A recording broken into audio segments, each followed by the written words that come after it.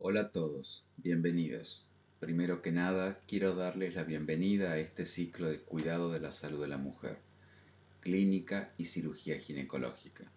Soy Ezequiel Nievolki, soy docente de ginecología y es para mí un honor y un privilegio poder acompañarlos en esta etapa de su formación profesional. Hoy vamos a hablar de examen ginecológico. Hoy hablaremos de semiología de genitales inferiores femeninos. Hoy he decidido comenzar con una sabia frase del biólogo francés Claude Bernard, que dice: "El que no sabe lo que busca no comprende lo que encuentra". Para poder comprender algo y poder valorarlo, lo primero que se debe hacer es tener una idea clara de lo que se está buscando. Esto significa, sin un propósito definido, es difícil reconocer, interpretar, valorar o sacar provecho de las cosas y de las circunstancias que se encuentran en el camino. Sin una anamnesis completa, sin una correcta descripción de los problemas que motivan la consulta, sin haber indagado sobre los síntomas de la paciente, sin haber hecho una anamnesis completa y correcta, no seremos capaces de interpretar los signos clínicos que el examen físico nos pueda proporcionar. Los síntomas de los pacientes siempre se exploran primero que nada en la anamnesis, usando preguntas dirigidas, comenzando con preguntas abiertas primero, para luego seguir con preguntas específicas y dirigidas sobre estos. El examen físico ginecológico siempre va a estar incluido, formando parte, como un todo, del examen físico general de la paciente. Quiero decir con esto que el médico ginecólogo ve pacientes, no ve solo úteros, no ve mamas, no ve solo vulvas o vaginas, y por lo tanto las pacientes tienen signos vitales como la frecuencia cardíaca, la tensión arterial, la frecuencia respiratoria, el peso, la talla y el índice de masa corporal. Y el ginecólogo siempre comenzará su examen físico valorándolos y registrándolos. Los pacientes también tendrán estado de conciencia y marcha, y su valoración va a ser muy importante también en el examen ginecológico. Desde luego, las pacientes que los consultes van a tener cabeza, cuello y tórax, además de glándulas mamarias, y su valoración clínica y semiológica será necesaria y muy importante dentro de la consulta ginecológica. Los pacientes también tendrán abdomen y una pelvis. La pelvis y el abdomen de los pacientes no solo contiene el útero y los ovarios, sino que también contiene el aparato urinario, el tracto gastrointestinal, las glándulas anexas de este como el hígado, el páncreas, el vaso, etc. Las pacientes van a tener una pelvis y un periné, y esta va a contener los órganos genitales internos, pero además también tendrá las arcadas inguinocrurales, la región perianal, la región glútea. Y por cierto, los pacientes también tendrán miembros inferiores, y el ginecólogo deberá valorarlos dentro del examen ginecológico. Quiero enfatizar con esto que nunca el examen ginecológico está limitado a los genitales. En esta charla, únicamente por una cuestión pedagógica, nos vamos a focalizar en los aspectos semiológicos del examen de los órganos genitales, pero de ninguna manera quiero dar a entender que se limita a estos. El examen ginecológico incluye, focaliza los órganos genitales, pero de ninguna manera se limita a estos. El médico ginecólogo es primero que nada médico, luego es ginecólogo y o obstetra. Y las pacientes son personas, no son partes. Por lo tanto, si no se es primero médico y no se actúa en tal sentido, no se hace medicina. Y si no hacemos medicina, no hacemos nada. Entonces, hay muchas clasificaciones de los órganos genitales. Yo hoy les propongo esta, según la cual los órganos genitales pueden clasificarse en órganos externos y órganos internos. Dentro de los órganos externos tendremos los órganos superiores, las mamas, y los inferiores, la vulva y el periné. Y dentro de los órganos internos los subclasificaremos en intraabdominales y extraabdominales. Dentro de los extraabdominales tendremos el tracto genital inferior, que incluirá la vagina y el cuello del útero, mientras que dentro de los intraabdominales tendremos el tracto genital superior. Dentro de ello tendremos el útero, la trompa y los ovarios. En la charla anterior ya hablamos de examen mamario, por lo que hoy ya no vamos a abordar el examen mamario en esta charla.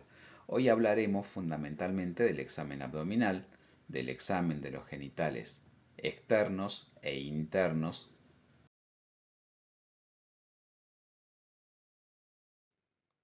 Bueno, el examen abdominal forma parte del examen ginecológico. El examen abdominal ya fue estudiado anteriormente, años anteriores, por todos ustedes, así que hoy solo repasaremos algunos puntos relevantes dentro de la consulta ginecológica. El examen abdominal se realiza con la paciente acostada en decúbito supino, con el abdomen expuesto completamente. Para realizarlo tendremos las mismas previsiones que vimos en el examen mamario. Esto es, se realizará en un ambiente privado y cómodo. Ofreceremos a la paciente la opción de estar acompañada si lo desea, y el consultorio deberá estar acondicionado correctamente para el examen.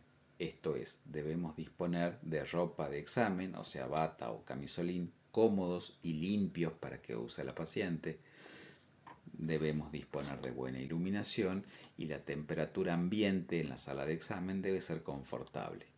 Al igual que vimos en el examen mamario, y a pesar de que el abdomen no es un sector pudendo de la anatomía del paciente y no corresponde a los órganos genitales, muchos pacientes igualmente se sentirán cohibidos a exponer su abdomen, y esto es por cuestiones de imagen corporal, ya sea por presencia de cicatrices, de obesidad o simplemente por cuestiones relacionadas con parámetros sociales de imagen corporal. Por tal motivo, el examen debe ser voluntario. Se le debe explicar a la paciente previamente a hacer el examen qué le vamos a hacer, cómo lo vamos a hacer y por qué lo vamos a hacer. De esta manera solicitaremos su consentimiento para realizarlo. El examen físico se va a subdividir en una primera etapa, que es la inspección, y dentro de la inspección deberemos buscar signos de aumento de volumen, o sea, veremos si existe un abdomen globuloso o distendido, veremos si existen asimetrías en la pared del abdomen, ya sea localizadas en la región inferior, pero también en la región superior o lateral o central del mismo.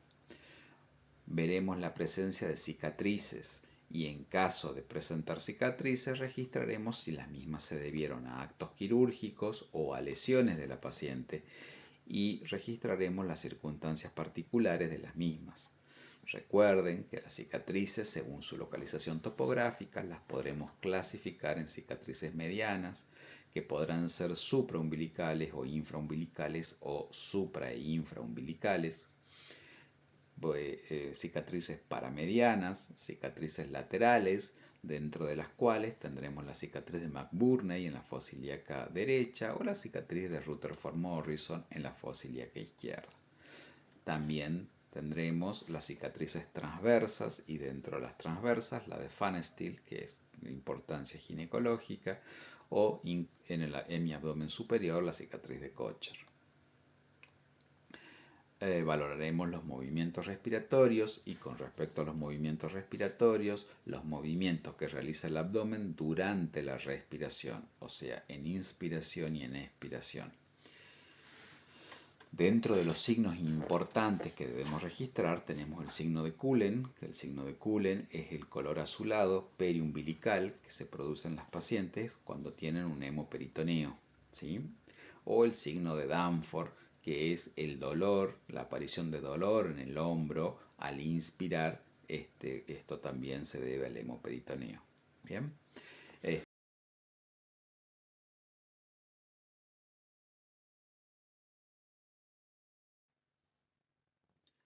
El segundo paso dentro del examen físico abdominal es la palpación.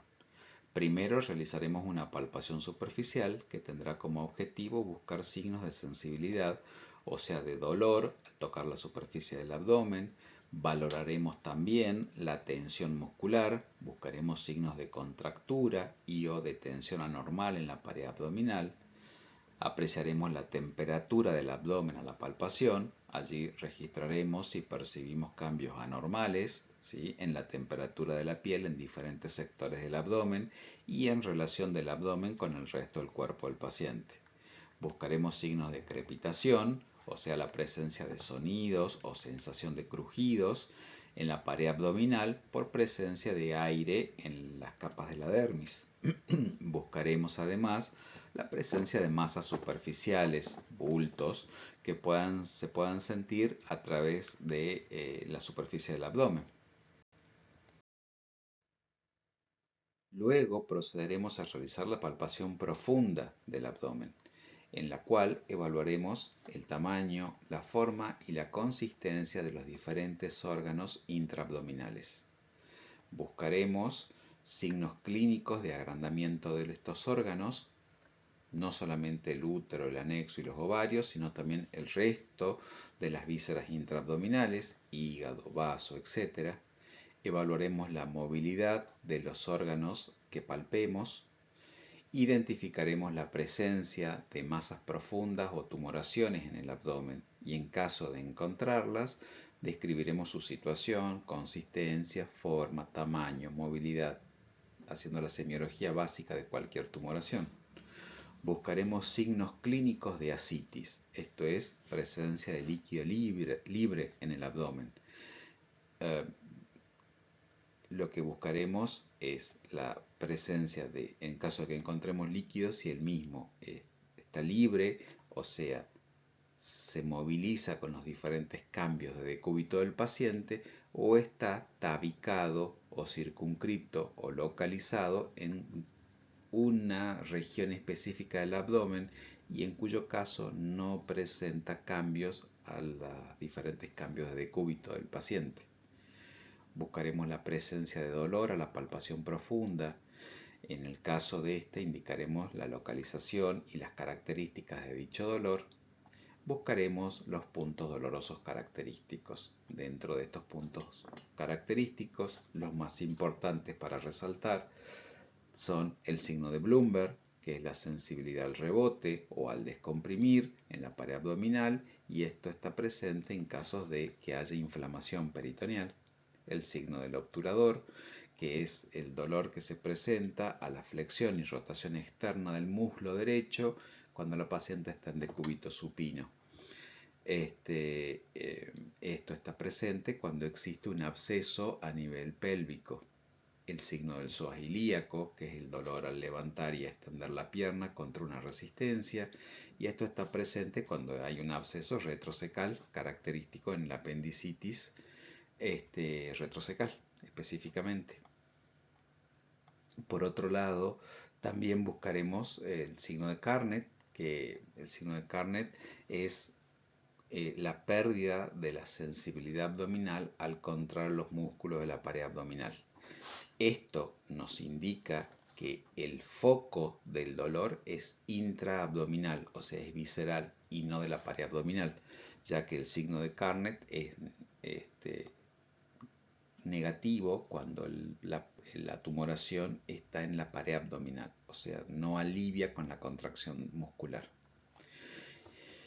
El signo de Kerr, que es el dolor en el hombro izquierdo al comprimir el cuadrante superior izquierdo del abdomen en decúbito supino, esto característico cuando hay un hemoperitoneo. El signo de Rousing, que sería en el punto de McBurney al comprimir el cuadrante inferior izquierdo del abdomen, que es característico que cuando hay una apendicitis aguda. El signo de Baszler, que el signo de Wechsler aparece al comprimir el apéndice entre la pared abdominal y la cresta ilíaca y es mucho más característico en apendicitis crónicas. El signo de Fothergill, que lo buscamos cada vez que hay una masa palpable abdominal que no atraviesa la línea media, que está circunscripta en un hemiabdomen. Este es positivo cuando uno le pide al paciente que contraiga el músculo recto abdominal y hay persistencia de la tumoración palpable. Y esto lo que nos dice es que hay un hematoma en el espesor del músculo recto abdominal. Por eso no pasa la línea media y por eso persiste al hacer la contracción muscular. Bueno, un signo muy importante que tienen que conocer en ginecología es el signo de Mankoff, que es el dolor por acto reflejo va a producir en el paciente una aceleración del pulso, ¿sí? Cuando nosotros palpamos un abdomen, si con la mano no hábil, en este caso la mano accesoria, estamos palpando el pulso del paciente, al comprimir el abdomen y al referir el paciente que el abdomen es doloroso, deberemos notar un aumento de la frecuencia del pulso. Este signo está ausente cuando es un dolor fingido. Los pacientes rara vez pueden modificar su frecuencia cardíaca por voluntad. Por otro lado, tenemos los puntos urinarios, ya sea vesicales, ureterales, vesicales, renales, ¿sí? Y en este caso, bueno, registraremos la presencia de dolor en los puntos ureterales, ya sea superiores, medio, inferiores, o la presencia de dolor o sensibilidad en el punto vesical, o a la puño-percusión renal uni o bilateral. El tercer paso del examen físico abdominal es la percusión. La misma nos va a permitir diferenciar los diferentes cambios de sonoridad en el abdomen ante la presencia de tumoraciones de contenido gaseoso que van a tener una sonoridad timpánica y tumoraciones de contenido sólido o líquido donde vamos a tener una sonoridad mate. Además, también vamos a poder diferenciar los cambios de posición de la misma, ya sea con la paciente acostada o en decúbito, en cuyo caso en las colecciones líquidas, estos se van a mover, ¿sí? Va a ver que van a cambiar la sonoridad de acuerdo a la posición de decúbito de la paciente, mientras que en colecciones tabicadas o en tumoraciones sólidas o fijas, estas no van a cambiar con el decúbito. Además, también en aquellos pacientes que presenten distensión abdominal y una tumoración de sonoridad mate, generalmente muy dolorosa en hipogastrio, vamos a poder revalorar la misma tras la colocación de una sonda vesical. Y esto nos va a permitir hacer diagnóstico diferencial de un globo vesical, ya que si se debe este dolor y esta sonoridad típica a un globo vesical, la misma desaparece luego de la evacuación vesical con una sonda. Para realizar la auscultación abdominal vamos a utilizar el estetoscopio vía auricular. Específicamente utilizaremos la membrana del estetoscopio vía auricular, aunque también vamos a utilizar la campana o en ocasiones vamos a utilizar el estetoscopio de Pinar. La auscultación abdominal se realiza para escuchar principalmente los ruidos intestinales. Para ello utilizamos el diafragma del estetoscopio biauricular. Con él vamos a poder escuchar el clásico sonido de gorgoteo intermitente de timbre alto, o sea de tono agudo, y con una frecuencia de aproximadamente 5 gorgoteos por minuto. La auscultación se realiza en un orden específico, comenzando en la región umbilical y luego progresando hacia los demás cuadrantes. Para ello se debe escuchar más o menos 1 minuto cada cuadrante para poder así evaluar la frecuencia y las características de los ruidos intestinales. Para evaluar la presencia de otros sonidos, como por ejemplo las pulsaciones de la aorta abdominal o los soplos arteriales característicos de los aneurismas de la aorta abdominal, utilizaremos la campana. Y en pacientes embarazadas podremos utilizar el estetoscopio de Pinar para evaluar los latidos cardíacos fetales. Recuerden entonces que el diafragma se utiliza para captar sonidos de alta frecuencia y la campana se utiliza para captar sonidos de baja frecuencia. Y el pinar o trompeta o cono se utiliza fundamentalmente con fines obstétricos y se utiliza para focalizar y amplificar sonidos debajo de la proyección del cono del estetoscopio. Acá tenemos que recordar el signo de Claerbout, que es la acentuación de los ruidos respiratorios y cardíacos en toda la pared abdominal que se producen como consecuencia de la rotura de una víscera abdominal y el consiguiente hemoperitoneo. Luego deberemos hacer la medición del abdomen. Recuerden que el abdomen se mide en la cintura y en la cadera. La medición de la cintura se realiza a nivel del ombligo y la medición de la cadera se realiza en la zona más prominente de los glúteos. La cintura y la cadera se deben medir típicamente con la paciente de pie. Sin embargo, en mi experiencia, resulta más cómodo y práctico hacerlo durante el examen abdominal, o sea, con la paciente en decúbito supino.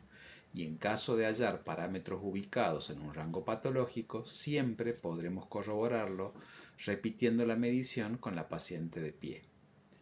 La OMS establece cuáles son los valores normales para el índice de cintura, que en este caso es como máximo de 88 centímetros para mujeres. Por el contrario, no hay un único valor normal para la circunferencia de la cadera, ya que varía según la población, la etnia y la estatura. Por ello, vamos a utilizar en este caso el índice cintura sobre cadera. En este caso, mediremos o dividiremos la cantidad de centímetros de la medición de la cintura sobre la cantidad de centímetros de la medición de las caderas. O sea, el perímetro de la cintura dividido el perímetro de las caderas. Y el índice normal establecido por la OMS en mujeres es entre 0,71 y 0,84. ¿Por qué son importantes estas mediciones? Porque ambas representan un indicador importante del riesgo de enfermedades cardíacas, de diabetes y de síndrome metabólico, y además porque el acúmulo de grasa o el depósito de grasa abdominal está asociado a un mayor riesgo de problemas de la salud. Esto nos va a permitir distinguir los dos morfotipos clásicos que vamos a ver en ginecología. Por un lado, tenemos el morfotipo ginecoide o ginoide, que es el morfotipo más común en mujeres. En este morfotipo, la grasa se acumula preferentemente en la parte inferior del cuerpo, especialmente en la cadera, los glúteos y los muslos. Y vamos a tener una circunferencia de hombros y de bustos más pequeña que la circunferencia de caderas, dando de esta manera la forma típica de una pera. Este morfotipo se asocia con menos problemas de salud y en caso de que haya una obesidad, este tipo de morfotipo es menos patológico que el siguiente que vamos a ver, que es el morfotipo androide, en el cual la grasa se concentra en la parte superior y central del cuerpo, especialmente o incluyendo el abdomen, el tronco y las mamas, el pecho. Acá configura en la paciente una forma típica de manzana. En este caso, este morfotipo es claramente un factor de riesgo cardiovascular y está muy asociado a patología cardiovascular y a hígado graso. Si bien este morfotipo es mucho más frecuente en hombres que en mujeres, se transforma en un tipo de obesidad muy frecuente en mujeres luego de la menopausia. continuación hablaremos del examen de los genitales externos inferiores. Hablaremos del examen semiológico del monte de Venus y la vulva, de la semiología del rafe perineal medio, del examen semiológico de las zonas inguinocrurales y de la región perianal y glútea. El examen ginecológico se realiza en una posición especial que se llama posición de litotomía. En esta posición, la paciente, como ustedes ven en la diapositiva, está recostada en decúbito supino, o sea, recostada boca arriba en una camilla ginecológica, con la espalda apoyada completamente en la camilla. Las rodillas deben estar flexionadas y los miembros inferiores deben estar abducidos, o sea, separados y con rotación externa. Para ello, la camilla ginecológica dispone de estribos o pierneras en donde la paciente reposa sus piernas. De esta manera va a poder apoyar ambos talones en los estribos. Por otro lado, los glúteos deben estar apoyados sobre el borde inferior de la camilla. Acá en esta diapositiva tienen una variante de camilla ginecológica. En esta variante no se apoyan los talones, sino que se apoya los huecos popliteos de la rodilla, y esta camilla tiene la ventaja de que permite el examen cuando la paciente se encuentra en un estado de inconsciencia, o sea, cuando está sedada. Esta es la camilla que se utiliza para los procedimientos ginecológicos en quirófano. En este caso también se llama posición de litotomía, porque si ustedes ven, los estribos, en este caso, permiten el soporte de la rodilla de manera que se pueda sujetar con amarres las rodillas para que la paciente en su estado de pérdida del conocimiento no deje caer los miembros, no se golpee y por otro lado no corte la circulación sanguínea. Esta también se llama posición de litotomía. El examen de los genitales externos incluye el examen semiológico, o sea, la inspección y la palpación, tanto estática como dinámica, de las estructuras de tres regiones diferentes. Tres regiones que, a pesar de ser diferentes, están interconectadas. Estas regiones son la región del periné, la región inguinocrural y la región glútea. Dentro del periné, como ustedes saben, el periné está compuesto por dos triángulos, el triángulo anterior o triángulo urogenital y el triángulo posterior o triángulo perianal. El triángulo anterior o urogenital, cuando hacemos la semiología, vamos a hacer el examen semiológico de las estructuras que lo comprenden, que son el monte de Venus, los labios mayores, el clítoris y sus estructuras anexas, el glande del clítoris, los tejidos eréctiles y cuerpos cavernosos del clítoris, los labios menores, el vestíbulo y las estructuras que lo componen, que son el meato urinario u orificio distal o externo de la uretra, el introito o abertura vaginal, las glándulas anexas menores o glándulas de Skene, las glándulas anexas mayores o glándulas de Bartolino. Bien, por otro lado, el triángulo posterior o triángulo perianal, que está compuesto por el ano y la región perianal. Entre ambos triángulos está el rafe perineal medio. Ahora, una vez que hacemos la semiología del periné, vamos a continuar con la semiología de la región glútea, que se continúa, porque la región glútea, ¿sí? Acuérdense que la región perianal incluye los 5 centímetros alrededor del ano. Pasando esos 5 centímetros, estamos en la región glútea. Entonces ahí la segunda región anatómica que vamos a examinar, que está interconectada con la primera, que es la región perineal. Y por último, la zona inguinocrural, que la zona inguinocrural es la zona de unión entre el periné y el nacimiento de los miembros inferiores. ¿Bien? o región femoral.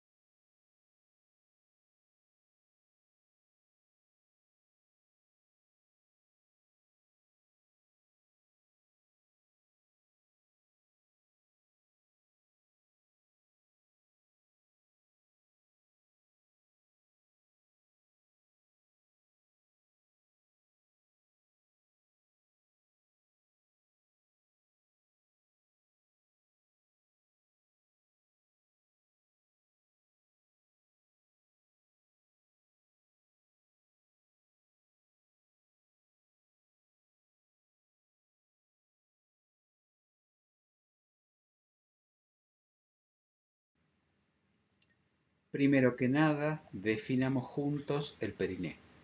El periné, o perineo, o región perineal, es una zona del cuerpo situada en la pelvis femenina que contiene los órganos genitales externos, el orificio externo de la uretra y el ano. Está situado en la cavidad pélvica, en forma medial a los muslos que lo delimitan por afuera. Entonces, los límites son el límite superior, la cavidad pélvica, de la que está separado por una fascia, que está formada por la fascia del músculo coccigio y el elevador del ano, que cubre la cara inferior del diafragma pélvico. Hacia afuera, el límite externo lo representan los muslos a través de la arcada inguinocrural a cada lado. Hacia arriba y adelante, la sínfisis del pubis y por detrás el coxis. Cuando la paciente se encuentra en la posición de examen ginecológico o posición de litotomía, los puntos que van a delimitar este rombo, ¿sí?, se asemejan a un diamante cuadrangular. Entonces, hacia adelante la sínfisis del pubis, hacia atrás el coxis, lateralmente las tuberosidades del isquion, el techo está formado por el diafragma pélvico y la piel está formada por el suelo perineal. Bien, los bordes del periné van a definir el estrecho inferior de la pelvis. De esta manera, el periné se divide en dos triángulos, un triángulo anterior y un triángulo posterior, por una línea que une las dos tuberosidades del isquion, que se va a llamar línea interisquiática. El triángulo anterior se va a denominar región urogenital o triángulo urogenital y el posterior región anal o triángulo, ¿sí?, perianal. Entre los dos triángulos se encuentra una masa de tejido conectivo que se llama cuerpo perineal o rafe perineal medio, que sirve de punto de unión para la mayoría de los músculos del periné, que van a tomar este plano como plano de inserción. La parte posterior de la región perianal o triángulo posterior corresponde a la región anal o al triángulo anal o perianal y corresponde entonces al triángulo posterior de la región perineal.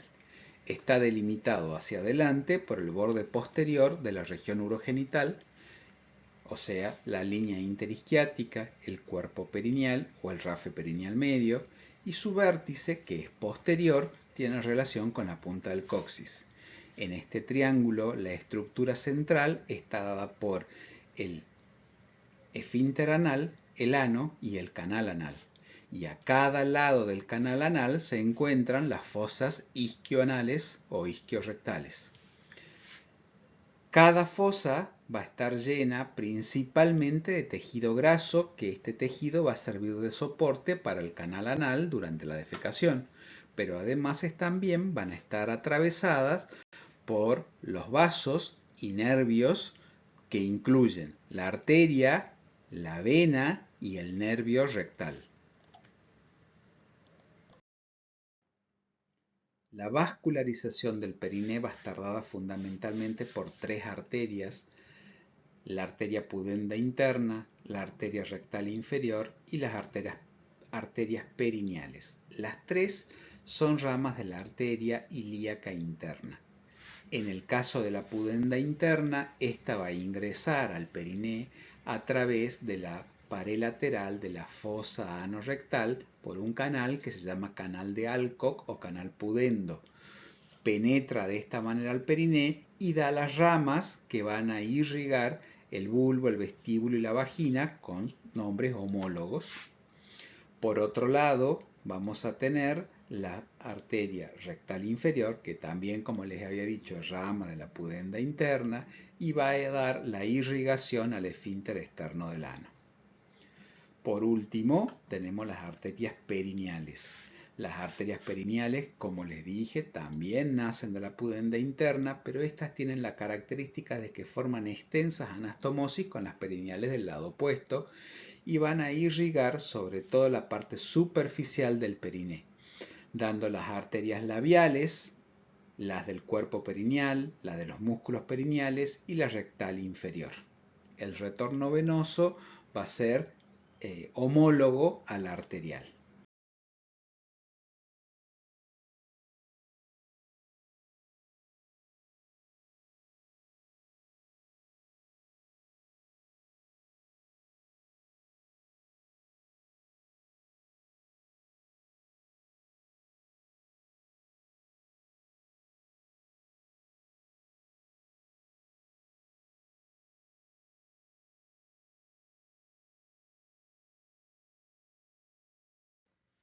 La inervación del periné va a estar dada fundamentalmente por los nervios pudendos, que van a dar fundamentalmente tres ramos: el nervio perineal, el nervio dorsal del clítoris y el nervio rectal inferior.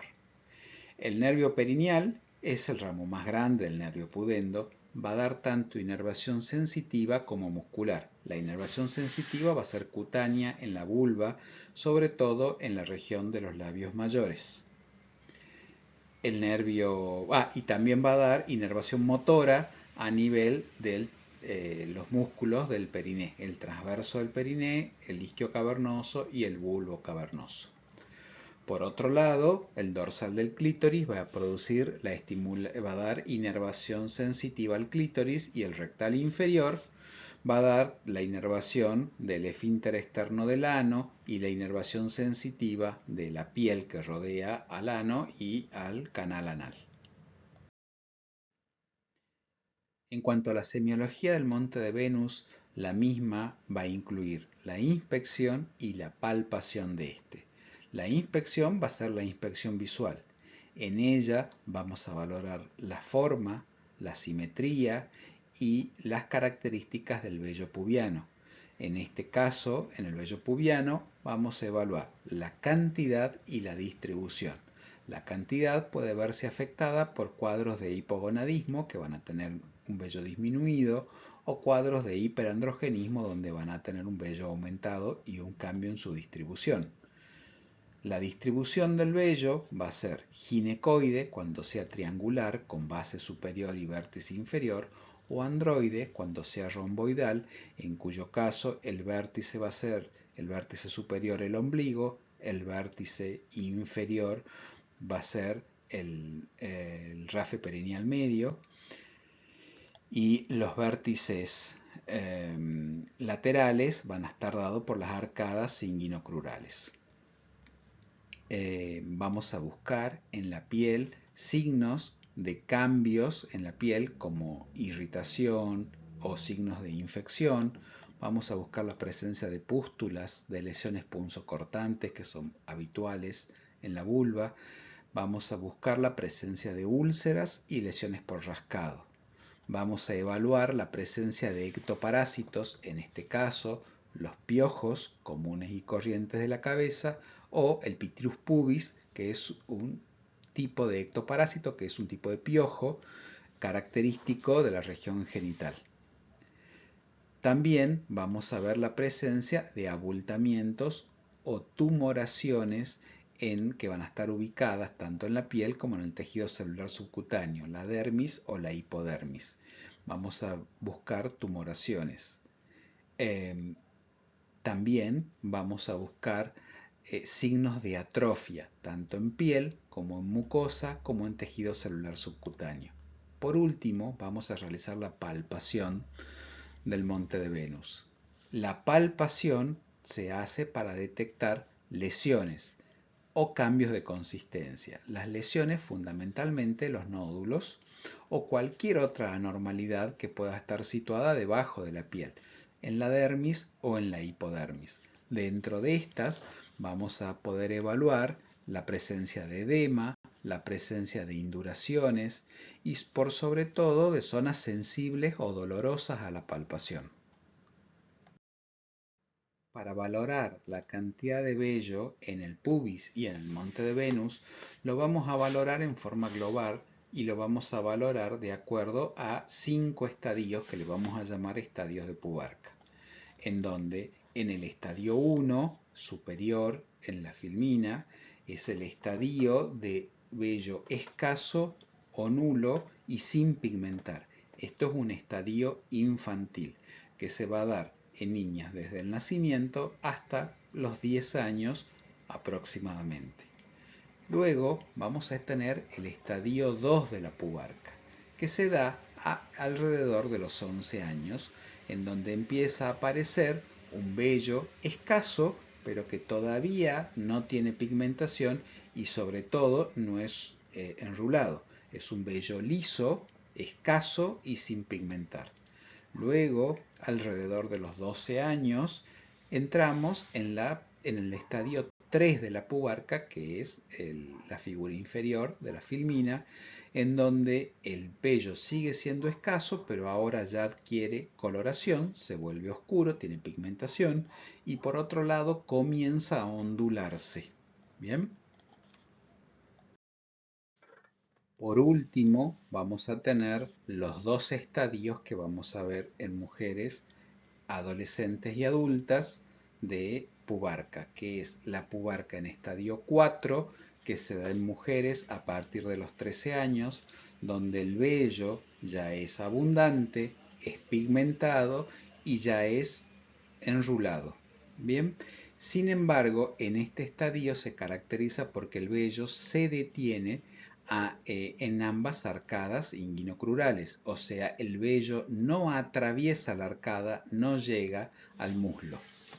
En cambio, en el estadio 5, que se da en pacientes mayores de 14 años, este es el estadio adulto en donde el vello tiene las mismas características que el anterior, pero ahora ya llega a la arcada inguinocrural y la supera llegando hacia la región femoral en el miembro inferior, o sea, llega al muslo. Bien, estos son los dos estadios de pubarca de pacientes que de estadio adolescente tardío y estadio de adulto. Estadio 4 y estadio 5. El examen de la vulva debe ser siempre sistematizado. La semiología ginecológica de la vulva implica la inspección visual detallada de cada una de las estructuras que la componen para detectar anomalías o patologías en estas. En los labios mayores es frecuente observar edema en los mismos, ya sea por causas mecánicas, traumáticas o inflamatorias. También es común encontrar lesiones típicas del epitelio plano estratificado, queratinizado, con faneras, como son la foliculitis, la piodermitis, las abrasiones, las lesiones por rascado, entre otras. También son frecuentes encontrar tumoraciones exofíticas producidas por la infección por HPV. En el clítoris y las glándulas y las estructuras, anexas que lo componen, son frecuentes las abrasiones producidas generalmente por roce o por frotación. Son frecuentes las lesiones por rascado, son frecuentes las lesiones por HPV o por herpes o cándidas. En los labios menores, muchas veces Para exponerlos se debe separar los labios mayores con el dedo índice y pulgar. Para ello se observan los labios menores separando los labios mayores y en ocasiones se debe incluso separar los labios menores haciendo la misma maniobra con el dedo pulgar e índice para poder evaluar su cara interna.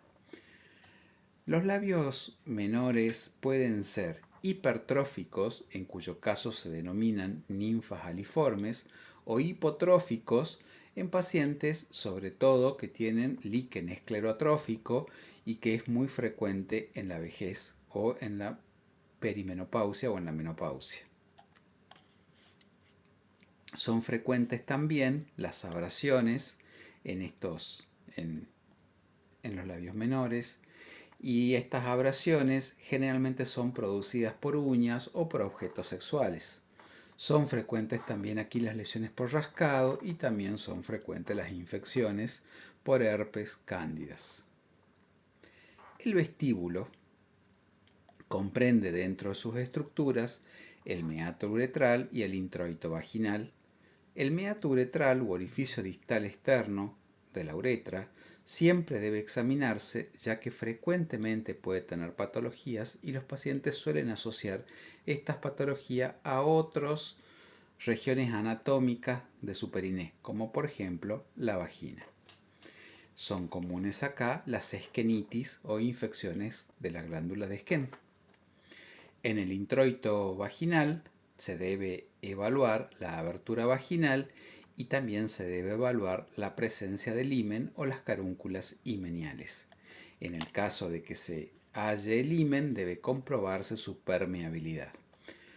Son muy frecuentes las malformaciones en el himen, las vamos a ver en la siguiente diapositiva. Acá también son frecuentes lesiones por desgarros, sobre todo desgarros durante las relaciones sexuales. Son frecuentes las micosis y son muy frecuentes las infecciones producidas por infecciones de transmisión sexual. Debemos examinar minuciosamente cada una de las estructuras anatómicas que componen la vulva. En general, y para cada una de ellas, vamos a evaluar la presencia de lesiones en la piel y las mucosas.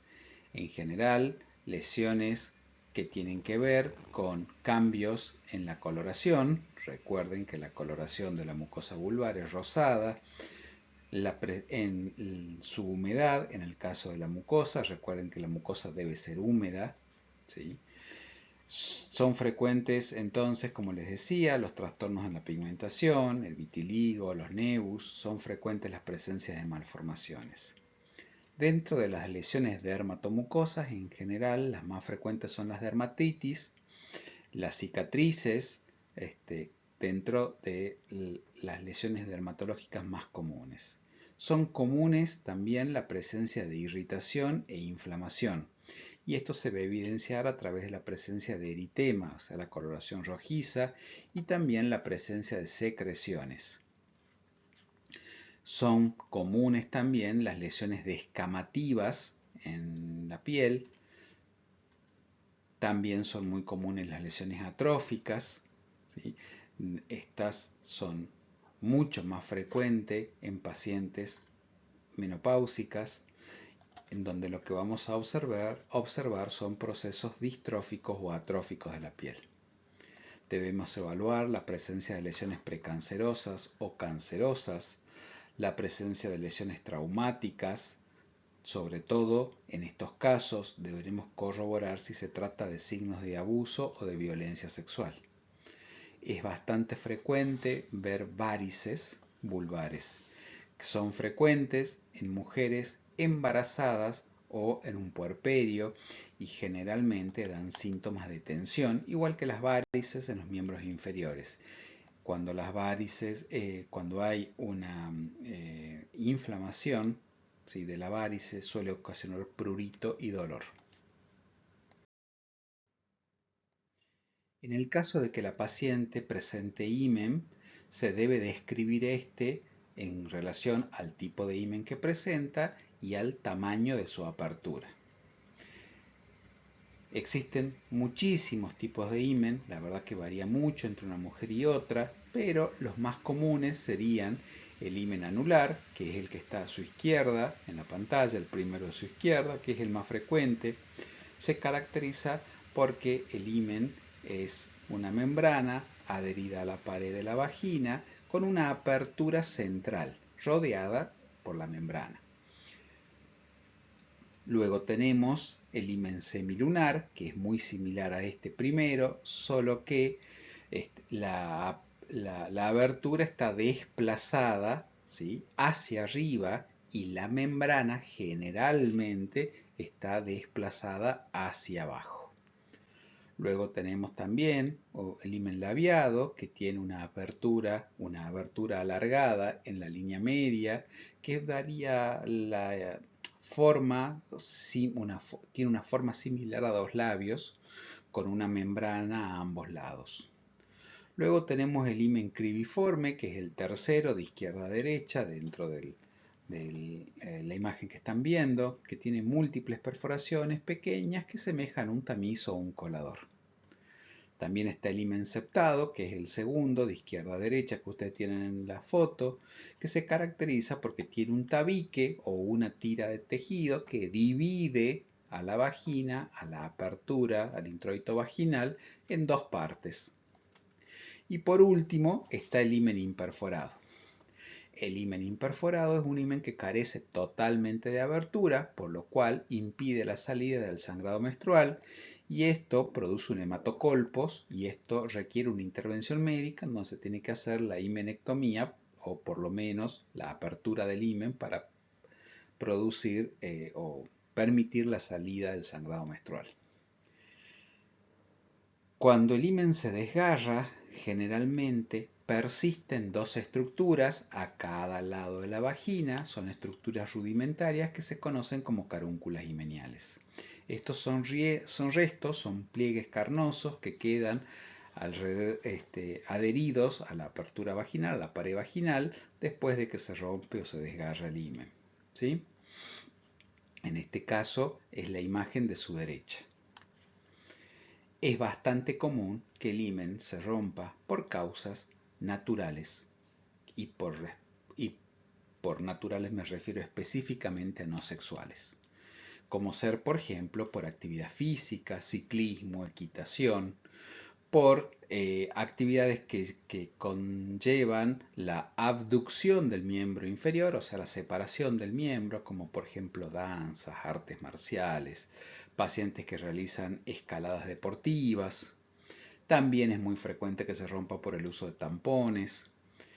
Y por otro lado, también el himen se puede romper por actividad sexual, pero no necesariamente por actividad sexual con la pareja. También se puede romper por actividad sexual, por ejemplo, por masturbación. De aquí que es absurdo seguir sosteniendo que la presencia de un himen desgarrado es una prueba de pérdida de la virginidad. Hasta el día de hoy es frecuente que haya instituciones que solicitan comprobaciones de virginidad en mujeres.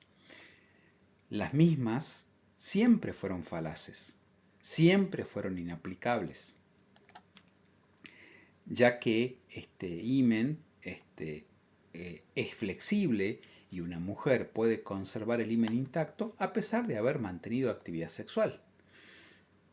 Por ende, la presencia de himen para nada dice que esta persona no ha tenido actividad sexual. Pero por otro lado, el himen se puede romper, como les acabo de explicar, por actividades que nada tienen que ver con la actividad sexual. Por ende, también es falaz pensar que una paciente que no tiene himen o que tiene el himen desgarrado, esto se ha desgarrado por actividad sexual. Se puede haber desgarrado por muchísimas de las actividades que les acabo de mencionar. Entonces, recuerden, el himen intacto o el himen roto en ninguno de los dos contextos es un indicador ni de virginidad ni de actividad sexual. Hasta acá vimos la inspección. Luego de la inspección vamos a realizar la palpación. La palpación de la vulva es una palpación dirigida. la realizamos en aquellas áreas donde detectamos patologías. Y esto es la palpación estática específicamente. El objetivo de la palpación va a ser buscar la presencia de dolor, la presencia de tumoraciones sólidas o nódulos, la presencia de tumoraciones quísticas, la presencia de edema, inflamación o infiltración en la epidermis, o sea, por debajo, de la epidermis, o sea, en la dermis y en la hipodermis. ¿Cómo se realiza la palpación? ¿Cómo se realiza la palpación estática? Se realiza tactando la zona que queremos evaluar, realizando para ello una pinza digital entre el dedo pulgar y el índice, o sea, palpando de esta manera.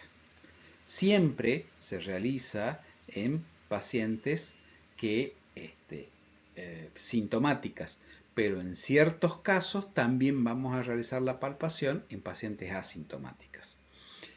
Además, siempre vamos a realizar la palpación de las glándulas anexas. En este caso, las glándulas de Skene o parauretrales y las glándulas de Bartolino.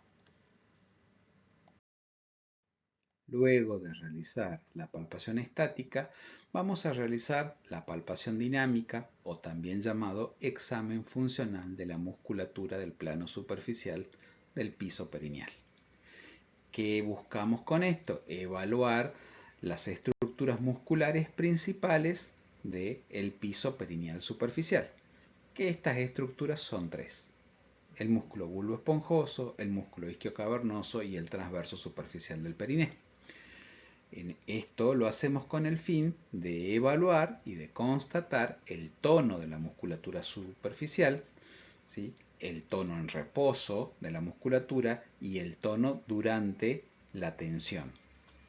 La resistencia muscular, cuando se le pide que haga el esfuerzo, la presencia de dolor o de puntos gatillos que despierten la sintomatología de la paciente, generando dolor o actividad muscular refleja.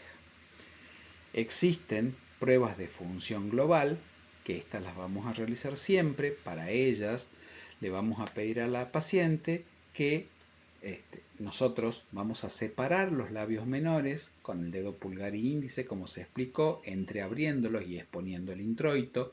Y mientras hacemos esto, le vamos a pedir a la paciente que haga una maniobra de Valsalva. Primero que tosa, ¿sí? Y nosotros vamos a ver si ante el acto de toser se produce incontinencia, o sea, salida de orina por la uretra, o si se presenta incontinencia de gases o de materia fecal, ¿sí? Y luego vamos a hacer lo mismo, pero separando, entreabriendo el introito con el dedo pulgar e índice y pidiéndole a la paciente que haga una maniobra de pujo. Con estas dos maniobras nosotros vamos a evaluar, primero que nada, si hay incontinencia de orina, de gases o de materia fecal. Vamos también a constatar si durante las maniobras dinámicas se producen asimetrías en la vulva. Si se producen asimetrías es porque hay lesiones musculares. También si hay protrusión en el introito, ya sea por descenso de las mucosas de las paredes de la vagina en su sector anterior, ¿sí?, ya sea uretral o vesical, en su cara posterior o rectal, o en su porción fúndica o cervical, las cuales nos indicarán que existe un prolapso cervical. Entonces, estas son las maniobras dinámicas, y dentro de las maniobras dinámicas vimos las pruebas de función global, que evalúan la función de todos los músculos, ¿sí?, de el plano superficial del piso perineal. También podemos realizar las pruebas de función individual. Dentro de las pruebas de función individual vamos a ir evaluando cada uno de estos tres músculos en forma aislada y en forma individual. Para evaluar el músculo bulbo esponjoso, recuerden que el músculo bulbo esponjoso se origina en el centro fibroso del periné. Es un músculo que se dirige hacia adelante, rodea al bulbo del clítoris y se inserta en la aponeurosis del clítoris y en la membrana perineal superficial. El bulbo esponjoso está inervado por el nervio pudendo, sobre todo a nivel de las metámeras S2 a S4. Y es un músculo muy importante, tiene muchas funciones. La primera, colabora con la erección del clítoris, produce el cierre del introito vaginal durante la actividad sexual, colabora en la micción. Su contracción es muy importante durante el mecanismo del orgasmo, para desencadenar el mecanismo del orgasmo. Y su contracción además también produce el vaciado de las glándulas vestibulares mayores, o sea, de las glándulas de Bartolino, produciendo la lubricación vaginal durante la actividad sexual. ¿Cómo se realiza la semiología del bulbo esponjoso?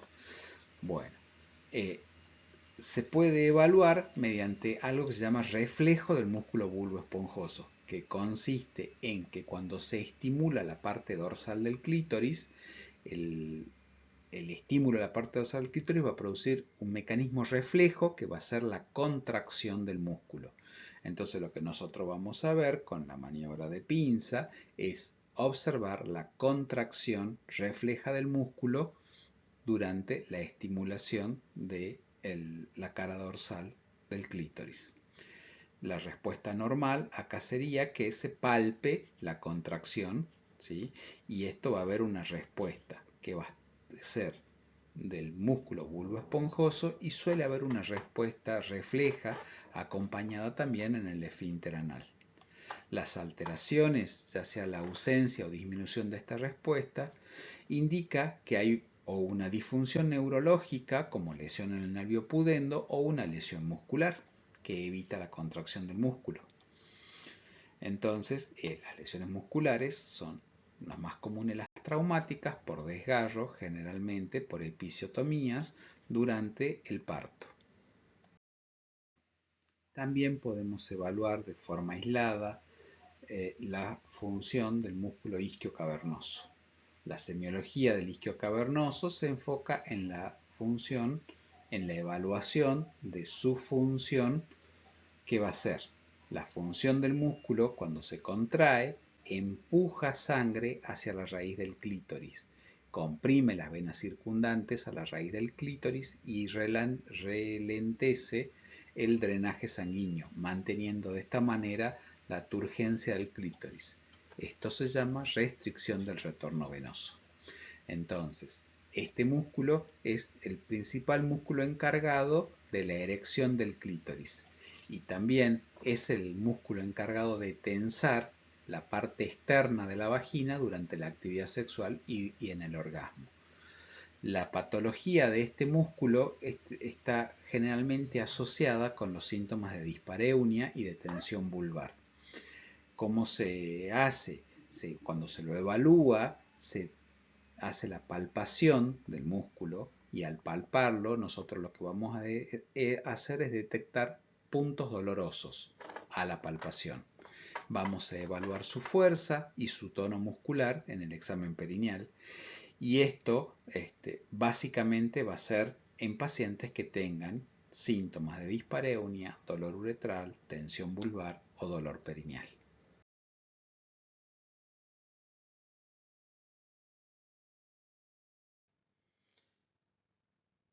La región inguinocrural o zona inguinal hace referencia a la región de la ingle en la mujer. Esta región está conformada por el canal inguinal por un lado y la región crural o femoral por el otro. El canal inguinal es un punto débil, un paso en la pared abdominal por donde atraviesa el ligamento inguinal. Por ahí también transcurre el ligamento redondo del útero. El ligamento redondo es un ancla uterina que forma parte del sistema de fijación del útero a la pared abdominal. Y por otro lado tenemos la región crural o femoral, que se encuentra por debajo del ligamento inguinal y por ella transcurren los vasos femorales. Es importante realizar la semiología de esta zona en todas las pacientes durante el examen de genitales externos, porque es asiento de linfadenopatías. Son las linfadenopatías inguinales, ya que en esta zona estos ganglios linfáticos van a hacer el drenaje de toda la vulva, el drenaje linfático de la vulva va a ir a los ganglios inguinales. Entonces, siempre vamos a encontrar inflamación ganglionar ante la presencia de lesiones infecciosas o tumorales en la vulva. Además de tener la patología linfática, vamos a tener la presencia de hernias en esta zona. Y son dos tipos: las hernias inguinocrurales y las hernias femorales o crurales. Las inguinocrurales están causadas por el debilitamiento de los músculos abdominales, son más frecuentes en varones que en mujeres. En mujeres ocurren generalmente en mujeres mayores que han tenido varios embarazos, multíparas y con cirugías previas. O sea que el riesgo va a aumentar con la edad, con los embarazos y con las cirugías abdominales previas. Acá típicamente va a haber una protuberancia o un bulto que es visible en la ingle. Y también va a haber dolor en la zona. En cambio, las hernias femorales o crurales, estas son mucho más frecuentes en la mujer que en el hombre y tienen que ver con la anatomía de la pelvis. El ensanchamiento de la pelvis que tiene la mujer la hace más proclive a tener estas hernias femorales. Estas se producen cuando ya sea una parte de la grasa o del intestino que atraviesa a través del punto débil de la pared abdominal o del canal inguinal. Acá es más frecuente el dolor que la protuberancia. La protuberancia puede faltar, puede no haber bulto en la hernia, pero sí va a haber dolor. Y es un dolor referido a la zona inguinal y por ende los pacientes lo van a referir como un dolor genital frecuentemente. En esta, ¿sí?, la tumoración, cuando se presenta en la parte superior del muslo, ¿sí? En ambas, tanto la hernia inguinal como la hernia femoral, el tratamiento es quirúrgico, ¿sí? El rafe perineal medio o cuña perineal es un núcleo fibromuscular que está ubicado entre la horquilla vulvar hacia adelante y el ano hacia atrás. Este es el punto de mayor solidez del piso de la pelvis. Cuando presenta lesiones, sus lesiones son habitualmente traumáticas por desgarros o por adelgazamiento y van a conllevar a un debilitamiento general del piso de la pelvis. Cuando el examen físico va a consistir en la inspección y en la palpación. Son de la misma manera que describimos cuando hacemos la semiología de la vulva. De hecho, forma parte de la vulva. Ante la sospecha de una lesión, lo que vamos a hacer es la inspección, donde vamos a describir las patologías que vemos. Acá dentro de las patologías es muy importante describir si hay alteraciones en la arquitectura, hay asimetrías, hay presencia de cicatrices quirúrgicas, por ejemplo, o de desgarros. Y cuando vamos a hacer la palpación se hace realizando una pinza que se va a realizar entre el dedo índice y el dedo pulgar, y esto va a ser por tacto ano-vulvar. Entonces, el dedo índice va a estar colocado en el ano y el dedo pulgar va a estar colocado en la horquilla vulvar.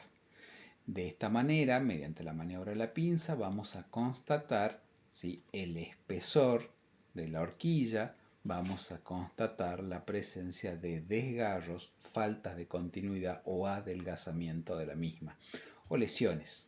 ¿Bien?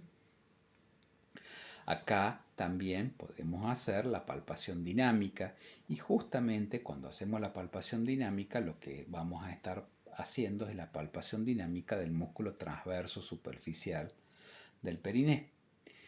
En lo que se le va a pedir a la paciente es que tense el músculo haciendo una maniobra de Valsalva, haciendo una maniobra, por ejemplo, defecatoria, y lo que vamos a ver es el tono, la fuerza y la resistencia. Y esto lo va a hacer mientras nosotros hacemos la maniobra de la pinza. Y esto nos va a permitir evaluar la función de sostén del piso pélvico y de continencia. Bien, se debe tener en cuenta que el tono basal de este músculo disminuye en mujeres a partir de los 46 años. También en mujeres multíparas, en mujeres que hayan tenido partos vaginales con desgarros vaginales. Cuando se encuentra, bueno, lo vamos a evaluar el tono y la resistencia del músculo. Cuando encontramos que el tono está disminuido o que hay lesiones, se van a utilizar ejercicios del suelo pélvico para tratar de mejorar el tono, la fuerza y la resistencia. ¿Sí? Esto están dentro del contexto de unos ejercicios que se llaman de reeducación del suelo pélvico.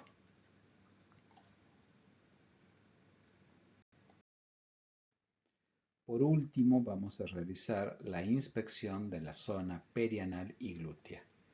La región perianal está ubicada entre los glúteos por detrás y los genitales por delante.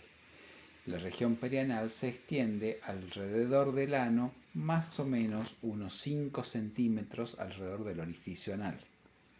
La semiología de esta región en mujeres implica la exploración de la piel y los tejidos circundantes para detectar anomalías o patologías del área, mediante la inspección, la palpación y en ocasiones el tacto anal. Esto nos va a permitir evaluar pacientes con dolor, masas, alteraciones en la piel como eritema, alteraciones en la continencia, incontinencia fecal o de gases y alteraciones musculares del suelo pélvico. La región anal estrictamente no pertenece a la región genital, ya que no se encuentra en el triángulo urogenital. Sin embargo, es muy frecuente que los pacientes interpreten la sintomatología proveniente de esta zona como síntomas ginecológicos. Al mismo tiempo, a pesar de no ser una zona genital, es una zona pudenda, o sea, una zona íntima, y los pacientes suelen asimilar el examen de las zonas íntimas con el examen ginecológico. Por lo tanto, muy frecuentemente las pacientes van a consultar al ginecólogo ante la presencia de síntomas provenientes de esta área. Por otro lado, también su cercanía a la zona genital va a conllevar que muchas veces patología de la zona genital produzca síntomas en la zona anal y viceversa, patología de la zona anal produzca síntomas a nivel ginecológico. Para realizar el examen físico de esta zona debemos seguir los mismos pasos ya descritos para el examen ginecológico. Se debe explicar a la paciente lo que se va a hacer, cómo y por qué debemos hacer y cada paso que daremos. Vamos a pedir autorización a la paciente para realizar el examen. Se le va a ofrecer la presencia de un ayudante, un personal médico o un acompañante o un familiar si lo desea. El ginecólogo va a hacer el examen de esta zona en posición de litotomía. Durante el mismo realizaremos la inspección de la región perianal y glútea en primer término. Allí observaremos la simetría de las nalgas, la presencia de eritema o lesiones en la piel, la presencia de atrofia muscular. Evaluaremos la piel que rodea el ano e identificaremos signos de inflamación, de fisuras, de fístulas, de hemorroides y de erupciones. Evaluaremos la presencia de pus o secreciones y de lesiones en la piel que rodea al ano. Realizaremos la inspección de la coloración de la zona. Buscaremos tanto lesiones exofíticas, verrugas, bultos, tumoraciones, como lesiones endofíticas, o sea, úlceras. El segundo paso es la palpación. En la palpación, a nivel glúteo, evaluaremos las tuberosidades isquiáticas. Y en caso de presentar lesiones perianales o anales, realizaremos la palpación de la región anal o perianal. Y en este caso palparemos suavemente la región para detectar dolor, tumoración o endurecimiento en la piel circundante al orificio anal.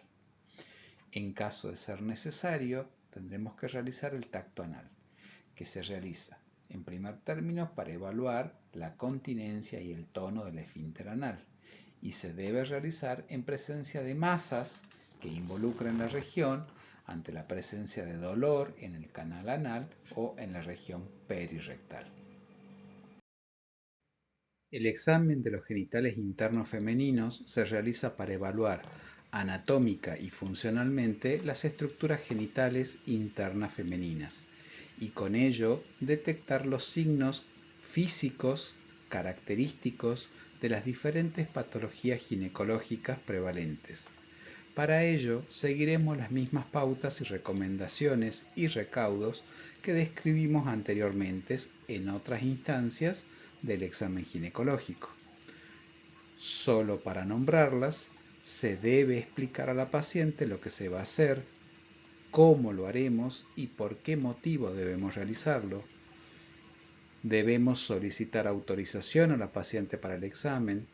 La gran mayoría de los pacientes no presentará objeciones para su realización, pero algunos pacientes, a pesar de esto, podrán experimentar ansiedad, miedo, pudor o vergüenza, sobre todo en pacientes que han tenido antecedentes de exámenes físicos previos, incómodos o bruscos, y especialmente en aquellas pacientes que han tenido antecedentes de violencia sexual. Por este motivo, siempre será importante y útil contar con la ayuda de una buena relación médico-paciente, basada en la confianza y el respeto mutuo. El paciente puede decidir no autorizarnos a realizarle el examen genital. En este caso, se debe dar a la paciente la opción de diferirlo para una próxima consulta si la paciente así lo prefiere.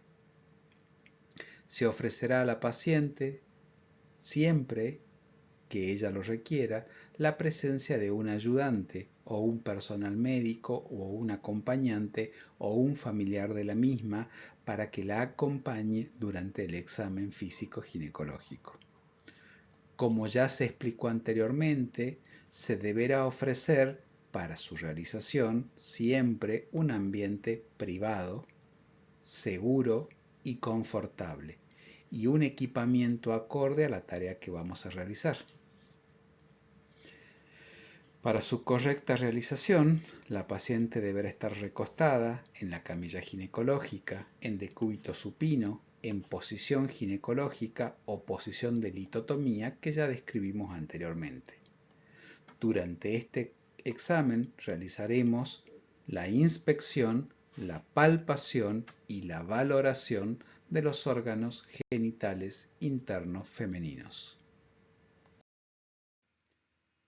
Los genitales internos femeninos incluyen la vagina, el cuello del útero, las trompas de falopio, los ovarios, la vejiga, el tabique recto vaginal y la musculatura del suelo pélvico. En la primera parte del examen físico de los genitales internos femeninos, vamos a realizar la inspección de los órganos genitales internos extraabdominales, o sea, la vagina y el cérvix. La vagina es un canal muscular y elástico. Típicamente mide de 8 a 12 centímetros de longitud, 10 centímetros en promedio. La misma se extiende desde la vulva hasta la protrusión o fornix o fondo vaginal, donde se encuentra el hocico de Tenca o porción intravaginal del cuello uterino. La mucosa vaginal se pliega formando crestas gruesas, llamadas pliegues vaginales, que tienen dos funciones principalmente.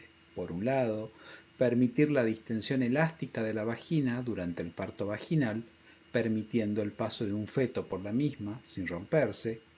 Y también estos pliegues vaginales van a crear una superficie rugosa de fricción, que durante la penetración vaginal en el coito va a tener una importante función en la estimulación del pene, facilitando de este modo el reflejo de eyaculación en el hombre. La vagina, en circunstancias normales, es ácida.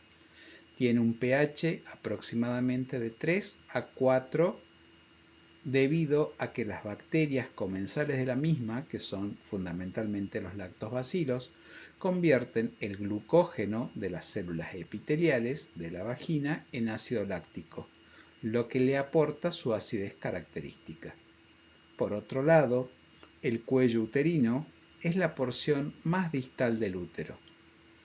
La porción intravaginal del cuello uterino se llama hocico de Tenca, el cual es un órgano fibromuscular grueso y acanulado. Tiene en su interior un conducto que conecta la cavidad uterina con el canal vaginal. En el extremo distal del canal cervical se llama orificio cervical externo y el extremo proximal del mismo se llama orificio cervical interno. De esta manera, el cérvix es visible mediante un examen con espéculo de la vagina o especuloscopía, proyectándose hacia el extremo proximal de la vagina, que como ya dijimos es el fornix vaginal. El término dilatación cervical, que es muy usado en medicina, sobre todo en ginecología y obstetricia, se refiere a la dilatación del orificio cervical interno, del conducto cervical o canal cervical. Entonces, el examen de los genitales internos femeninos va a tener un primer tiempo, que es la inspección. En este primer tiempo vamos a realizar la visualización de los órganos genitales internos extraabdominales. Para hacerlo vamos a realizar la especuloscopía. Por otro lado, los órganos genitales internos que son intraabdominales no se pueden visualizar porque están dentro del abdomen sin recurrir al uso de estudios complementarios. El segundo tiempo del examen físico va a ser la palpación, que es la valoración de los órganos genitales internos, en este caso tanto intra como extraabdominales. Y por último, dentro de la palpación, vamos a realizar la valoración funcional de la musculatura del perine. Entonces, ¿qué es la especuloscopía? La especuloscopía es la inserción de un espéculo para poder abrir la vagina y transformar la cavidad virtual, que es la vagina, en una cavidad real y de esta manera poder examinar en su interior los órganos genitales internos extraabdominales, que son fundamentalmente el cuello del útero y la vagina. Recuerden que para ello lo que vamos a hacer es introducir en la vagina un instrumento que es el espéculo.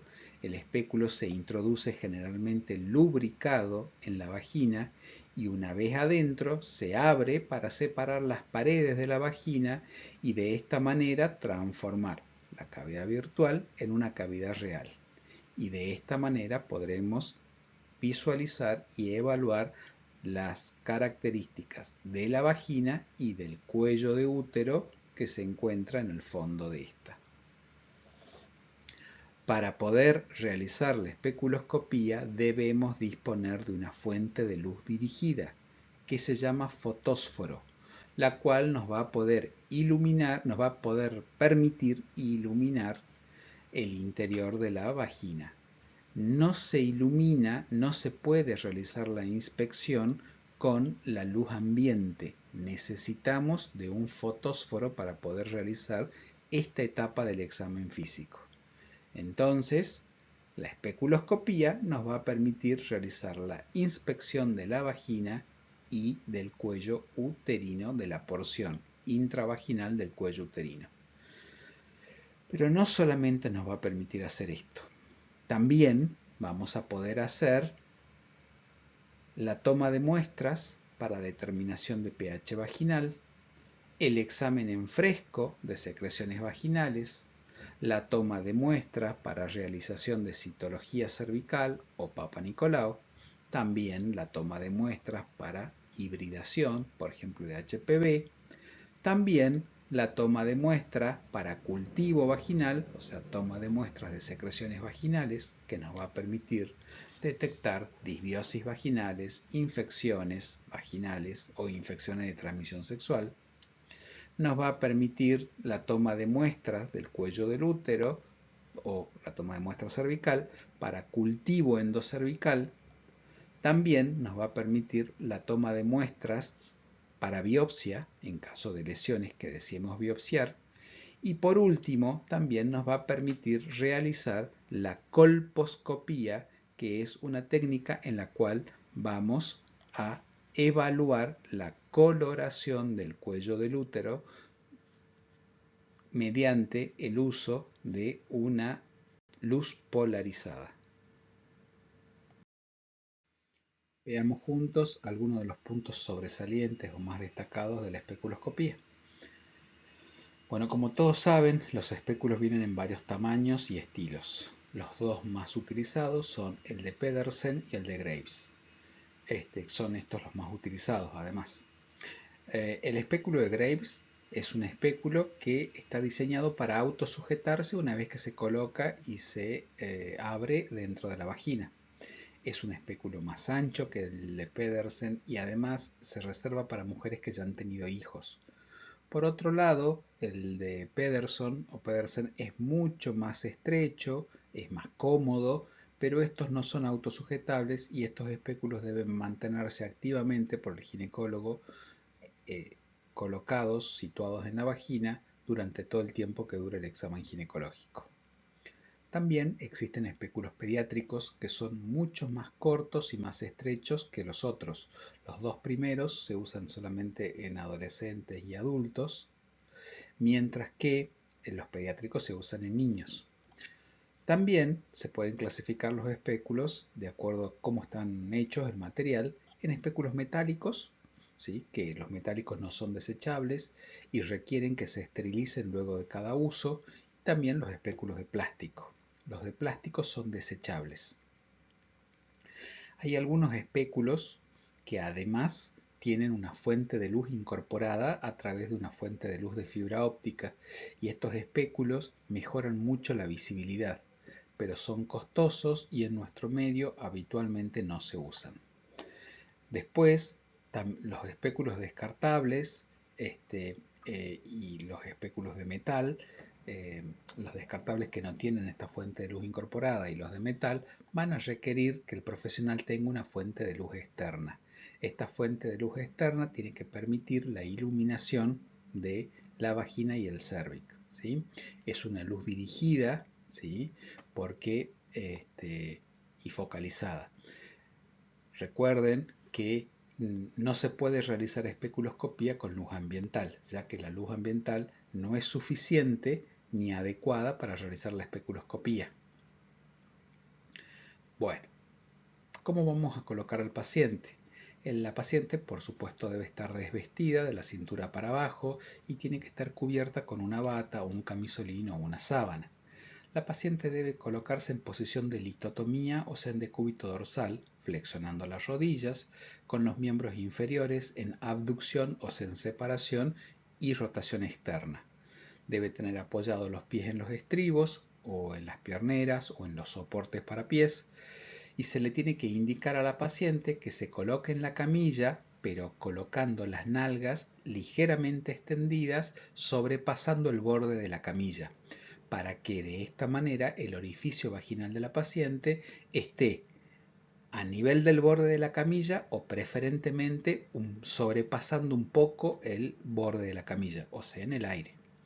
Esta posición es necesaria y es aconsejable para evitar que la propia camilla obstruya la inserción del espéculo en la vagina. Entonces, en esta posición, lo primero que se tiene que hacer es lubricar el espéculo, o sea, las hojas del espéculo, las ramas, y el espéculo se sostiene en la palma de la mano con las hojas extendidas entre los dedos, índice y medio, pero cerradas, por supuesto. A continuación, el examinador va a separar ligeramente los labios, ¿sí? Con una mano y con la otra va a agrandar ligeramente el introito realizando una presión con el espéculo hacia abajo, o sea, hacia el borde inferior de la vagina. Al insertar el espéculo, las hojas del espéculo deben rotarse a 45 grados con respecto a la línea media. Esto quiere decir que la parte superior del espéculo nunca va a estar para insertarlo a horas 12. Puede estar hacia la izquierda a horas 10 o hacia la derecha a horas 2.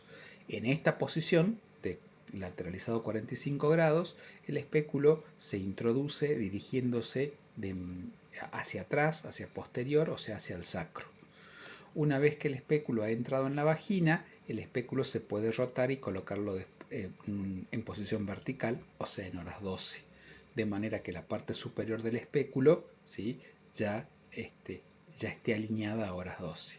Luego de esto, luego de hacerle esta rotación, el espéculo se introduce en toda su longitud aplicando una suave presión hacia abajo con el propio espéculo. Y esto se hace para reducir la incomodidad que produce el espéculo cuando se desliza contra la uretra, que en su tercio externo, que es muy sensible en su parte anterior. Cuando se hace la introducción del espéculo se debe tener mucho cuidado que el espéculo no quede pellizcando ni vello púbico ni tejido vulvar que quede atrapado entre las ramas del espéculo, porque esto jala del tejido y produce mucha molestia durante la inserción. La hoja inferior del espéculo, ¿sí?, cuando uno lo coloca, debe quedar situada en el fondo vaginal, o sea, en el fornix posterior. Una vez que hemos llegado a este lugar, ¿sí?, se abre el espéculo hasta que vemos que aparezca o que protruya el cuello o el hocico de Tenca en el fornix vaginal. El hocico de Tenca lo vamos a ver como una protuberancia lisa, firme, ¿sí?, y que va a ser muy característica porque es muy diferente a la pared de la vagina, que es rugoso, ¿sí? Entonces, si por cualquier motivo, cuando nosotros comenzamos a abrir, no vemos la aparición del hocico de Tenca, lo que tenemos que hacer es retirar un poco el espéculo, reposicionarlo nuevamente y abrirlo. Entonces, cuando el útero está en anteversión, el hocico de Tenca vamos a ver que se dirige hacia la parte posterior del fornix. Y por otro lado, cuando el útero está en retroversión, el hocico de Tenca, o sea, el cérvix, se va a dirigir hacia anterior. ¿Bien? Bien, una vez que hemos identificado el cuello uterino, ¿sí?, ¿qué vamos a tener que hacer? Describir y registrar sus características. Vamos a describir y registrar la posición, el tamaño, el color, si existen lesiones o úlceras en la superficie del cuello y si hay presencia de secreción o sangrado en el cuello del útero. Además, también vamos a registrar las características del orificio cervical externo. En este caso registraremos su forma,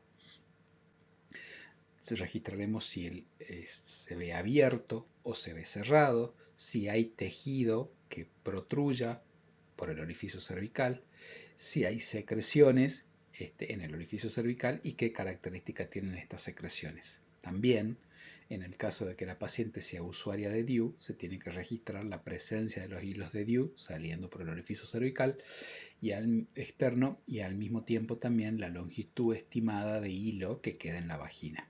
Bien.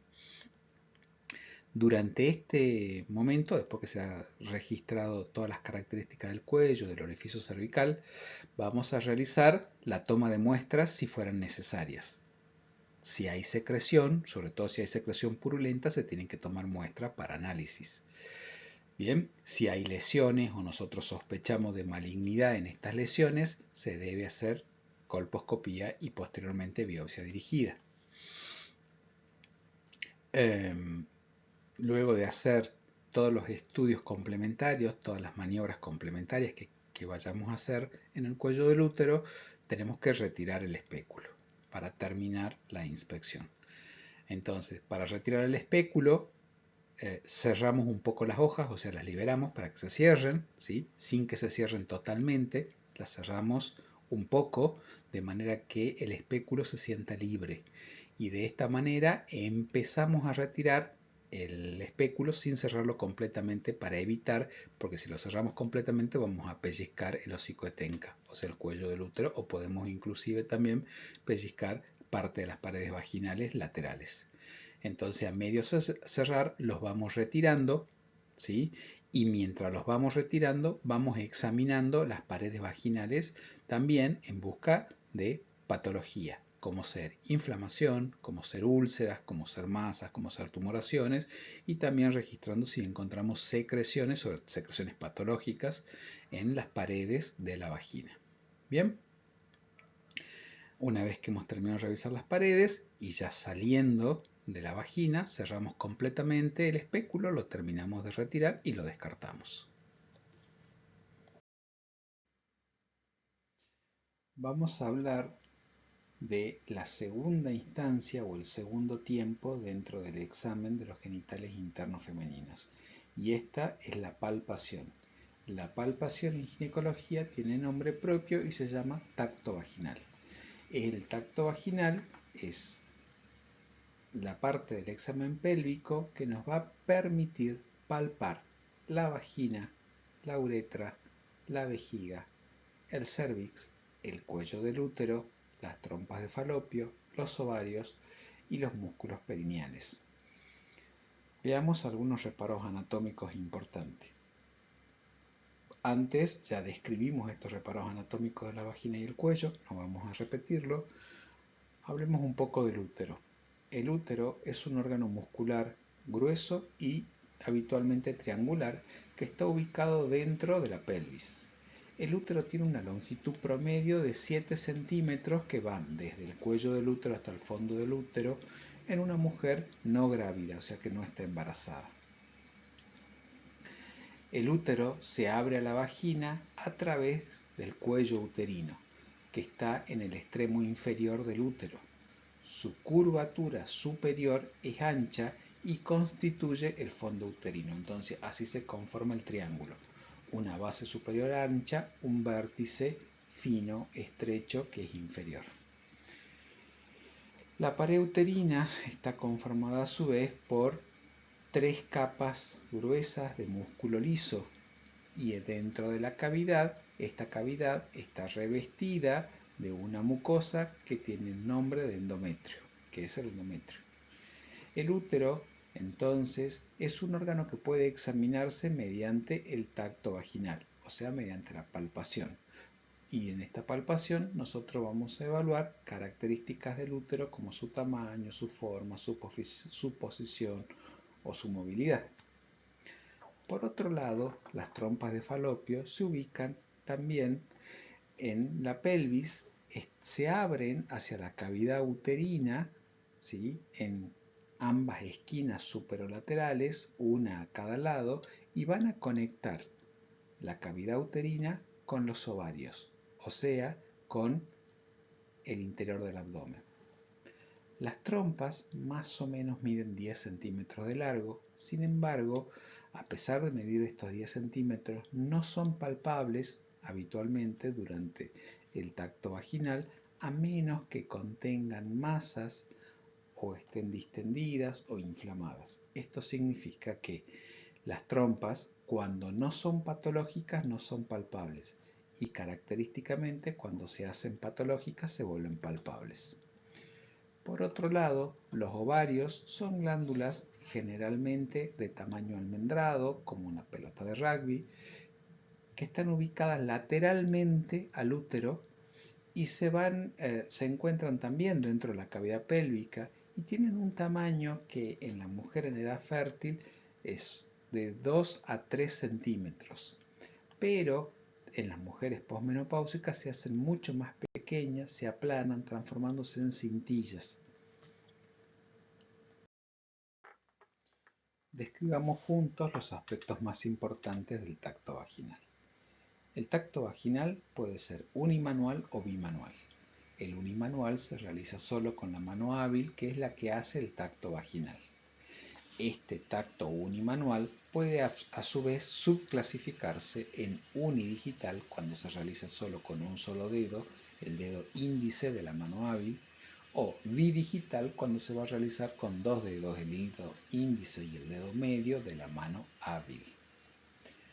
O puede ser un tacto bimanual donde vamos a usar ambas manos. La mano hábil es la que va a hacer el tacto vaginal y la mano no hábil, también llamada mano abdominal, va a hacer presión en el hipogastrio, en la región suprapúbica, hacia abajo y hacia adentro, de manera de aproximar los órganos intraabdominales que estén en el hipogastrio hacia el interior de la pelvis. Esta técnica bimanual puede ser también subclasificada en unidigital o bidigital de acuerdo a si la mano hábil, que es la que hace el tacto, utiliza para hacer el tacto un solo dedo, el índice, o ambos dedos, el índice y el medio. Lo más frecuente es que la técnica sea bimanual y bidigital. Esta es la que vamos a explicar a continuación entonces. Para realizarla debemos tener la mano hábil enguantada, o sea, con un guante colocado. En esta mano se van a lubricar los dedos índice y medio de la mano dominante, como dijimos, y estos dos dedos se insertan suavemente en la vagina, realizando una presión suave hacia atrás, ¿sí? Y hacia adentro. En este caso, el pulgar, que no participa del tacto vaginal, tiene que estar en abducción, o sea, en separación. Y al realizar el tacto, al introducir los dedos en la vagina, hay que evitar presionar con este dedo directamente sobre el meato uretral o el clítoris porque genera incomodidad o dolor. Por otro lado, los otros dedos que no se usan, que son el anular y el meñique, se deben flexionar hacia la palma. Simultáneamente, mientras vamos introduciendo el dedo índice y medio, la mano no dominante o la mano abdominal se coloca en el bajo vientre, en la región suprapúbica, y va a ejercer presión hacia abajo y hacia adentro en el hipogastrio, aproximando, barriendo los órganos del hipogastrio, o sea, del abdomen, hacia la pelvis. Mientras se hace esto, mientras se hace la presión, con la mano hábil, con la mano que está haciendo el tacto, los dedos que están haciendo el tacto vaginal van a localizar el cuello uterino y lo van a movilizar ligeramente hacia los lados y lo van a palpar recorriendo su superficie. Esto nos va a permitir evaluar la posición del cuello, la consistencia, la movilidad del cuello del útero. Vamos a poder constatar la sensibilidad, teniendo en cuenta que cuando hay dolor a la movilización lateral, eso se llama signo de Frenkel positivo y es un signo que nos indica la presencia de una infección en los órganos genitales superiores y esto se conoce con el nombre de enfermedad pélvica inflamatoria. Si la superficie, bueno, también vamos a poder evaluar luego la superficie del cuello del útero, que puede presentar lesiones que pueden ser úlceras o nódulos, ¿sí? En el caso de que se encuentre alguna lesión, se debe realizar la inspección visual de la misma, si no se hizo, y tomar muestras para biopsia, ¿sí? O cultivos. Bueno, si la paciente tiene un DIU colocado, acá también deberemos registrar la presencia a la palpación de los hilos del DIU en el orificio cervical externo. Bueno, a continuación, los dedos tienen que moverse, ¿sí?, hacia arriba, ¿sí?, llegando al cuerpo del útero. ¿Bien? Esto es de vuelta mientras la mano abdominal presiona hacia abajo y hacia adentro, que esto es lo que va a hacer que el útero baje y que sea accesible a la palpación con la mano vaginal. ¿Bien? Entonces, mientras el examinador sujeta el útero y lo aproxima, lo baja con la mano abdominal, el dedo índice medio que están haciendo la palpación de la mano hábil, van a recorrer la cara anterior, la cara lateral y luego la cara posterior del útero. Y esto nos va a permitir evaluar en el útero, ahora ya no en el cuello, sino en el cuerpo del útero, el tamaño, la forma, la movilidad y la sensibilidad del útero a la palpación. Una vez que terminamos de evaluar el útero, vamos a movernos hacia los fornix anterolaterales, o sea, hacia los costados de cada lado, para intentar palpar los anexos. Esto es, para esto, la mano abdominal tiene que moverse hacia el cuadrante abdominal inferior correspondiente al anexo que vayamos a palpar. Si vamos a palpar el anexo derecho, moveremos la mano hacia el hipogastrio derecho, ¿sí? Hacia la fosa ilíaca derecha, perdón. Luego, dijimos, la mano abdominal entonces va a hacer presión hacia adentro y hacia abajo, como arrastrando los órganos que están presentes en la fosa ilíaca, del lado que vamos a hacer la palpación, hacia la pelvis, o sea, hacia adentro y hacia abajo, hacia medial y hacia abajo, intentando, como ya le habíamos dicho antes, barrer las estructuras anexiales hacia la pelvis para poder evaluarlas con los dedos que están en la vagina. ¿Y qué vamos a hacer? Bueno, recuerden que los anexos, sobre todo las trompas, no se van a poder evaluar si están sanas porque son muy difíciles de palpar. Sí se evalúan perfectamente cuando están patológicas porque al aumentar de tamaño y de consistencia se tornan impalpables o más fácilmente palpables. ¿Bien? Y en este caso vamos a identificar el tamaño, la forma y la movilidad de la trompa y de los anexos. ¿Bien? Y lo mismo vamos a repetir para el caso de los ovarios, que a diferencia de las trompas, los ovarios sí son palpables, ya sea cuando están sanos o cuando están patológicos. ¿Bien? Y una vez que terminamos, repetimos este proceso con la trompa y el ovario, o sea, con los anexos del lado opuesto. ¿Bien? Bueno, una vez que terminamos de hacer esto, que es la palpación estática, vamos a pasar a hacer la palpación dinámica. En la palpación dinámica, con los dedos todavía dentro de la vagina, tocando el cuello del útero, le vamos a pedir a la paciente que haga una maniobra de Valsalva. Esta maniobra de Valsalva va a ser como tratando de contener o de apretar el esfínter del ano, como intentando oponerse a la defecación. Esta maniobra va a generar que se tense el músculo elevador del ano. Y esta tensión del músculo elevador del ano y del transverso profundo del periné, lo que van a hacer es que vamos a sentir la contracción, la compresión en el tercio superior de la vagina de este músculo. ¿Sí? En el caso de sentir que la contracción es intensa, vamos a decir que hay una buena un buen tono muscular. ¿Bien? En el caso de no lograr la contracción o sentir la contracción suave, ligera, ¿sí? Vamos a decir que hay una hipotonía de la musculatura del el piso de la pelvis. Bien, bueno. Por último, en muchas pacientes es necesario completar la palpación o el tacto vaginal con un tacto rectovaginal.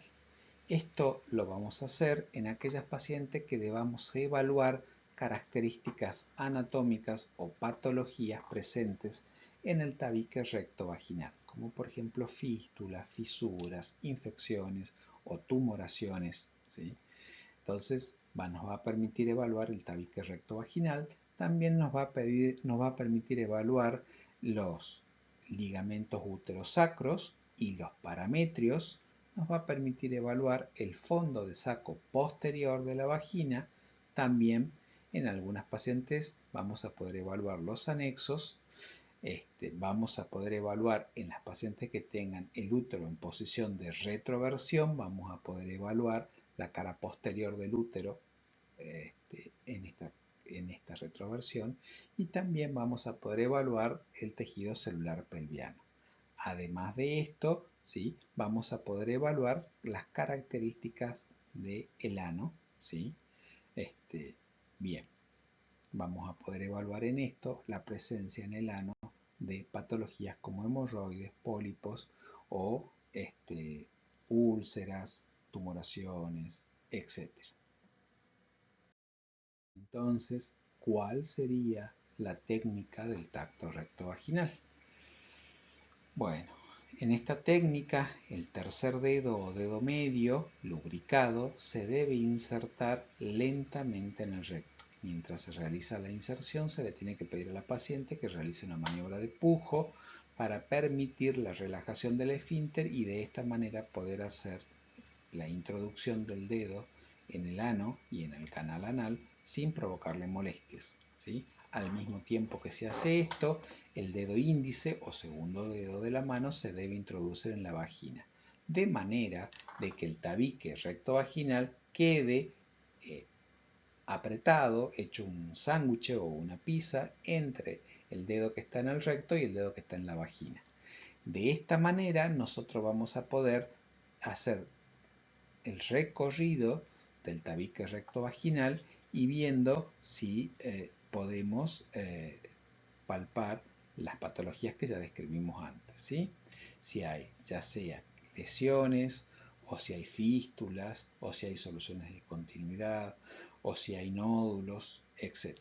Bien. Por otro lado, también siguiendo la misma técnica, vamos a irnos hacia arriba, ¿sí? Y hacia atrás para evaluar los ligamentos, los parametrios, y hacia atrás fundamentalmente, ¿sí? Para evaluar los ligamentos uterosacros. Bien. Acá también vamos a ayudarnos con la mano abdominal. O sea que en realidad el tacto rectovaginal va a ser otra forma de tacto bimanual, ya que en este caso, acá con la mano no hábil, también vamos a intentar llevar o barrer los órganos del abdomen hacia la vagina. Y en este caso vamos a tener, vamos a intentar llevar los órganos, sobre todo tratando de hacer la depresión del abdomen para llevar los órganos más profundos dentro del hipogastrio hacia la pelvis. En este caso, la compresión va a ser una compresión hacia abajo, ¿sí? Y un poco hacia adelante. Bueno, por otro lado, ¿sí? Existen situaciones en las que el útero sale de su posición anatómica más frecuente, que es en anteversión o en anteversoflexión, y se coloca en retroversión. Al colocarse en retroversión, esta técnica, la técnica de la palpación rectovaginal, es la mejor manera de evaluarlo al útero en retroversión. ¿Bien? Hasta acá llegamos con la clase de hoy. Quiero que reflexionen acerca del examen de los genitales internos para que se den cuenta.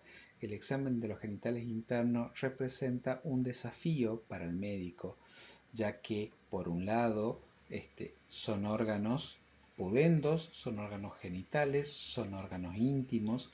El examen debe realizarse siguiendo todas las recomendaciones que les mencionamos varias veces durante la clase, ¿sí? Y siempre teniendo en cuenta que haya una buena relación médico-paciente, una relación de confianza y de respeto mutua entre el médico y el paciente para permitir que el examen se haga sin contratiempos, sin dificultades, sin malos entendidos. Por otro lado, la segunda dificultad que se plantea es que nosotros vamos a necesitar de instrumentos que no siempre hay en los consultorios, como una fuente de luz externa, un fotóforos, espéculos, etcétera, que son necesarios, son indispensables para hacer el examen de los órganos genitales internos. Y recuerden que uno no puede, no debe y no puede hacer el tacto vaginal sin antes haber hecho la especuloscopía. y si no tenemos el fotóforo, la luz, no podemos hacer la especuloscopía. Entonces, la segunda dificultad que plantea es la necesidad de elementos que no siempre el médico tiene en el consultorio, sobre todo cuando no hace la especialidad de ginecología. Bien, y por último, ¿sí?, el hecho de que nos vamos a ver obligados a examinar órganos que van a estar dentro de la esfera genital del paciente y órganos que van a estar fuera de la esfera genital del paciente, como pueden ser la región perianal, como pueden ser la región glútea, porque a pesar de no formar parte de órganos genitales del paciente, ¿sí?, la sintomatología, ¿sí?, va a estar referida a lugares que van a estar aledaños, anexos a los genitales, y además, aunque no son órganos genitales, son órganos pudendos, son órganos íntimos que los pacientes circunscriben a su esfera privada, y los pacientes suelen entender que el examen de los órganos pudendos, los órganos íntimos, corresponde al ginecólogo, y además suele entender que la sintomatología de esto es una sintomatología ginecológica. De esta manera, un dolor urinario muchas veces lo van a referir como un dolor genital, o un dolor del tracto gastrointestinal lo van a referir como un dolor genital, y de hecho los pacientes van a elegir la mayoría de las veces consultar al ginecólogo ante la presencia de esta sintomatología que no es específicamente del tracto genital inferior, pero que es próxima a este. Bueno, esto es el final de la clase. Ha sido para mí, como les había comentado, realmente un placer poder compartir este tiempo con ustedes, y espero que la clase les haya servido, les haya gustado, les haya resultado útil. Quedo a su disposición para todas las consultas que necesiten hacer y para recibir todos los comentarios o las críticas que necesiten, porque bueno, es la manera que tenemos de mejorar. Muchas gracias y ha sido un gusto.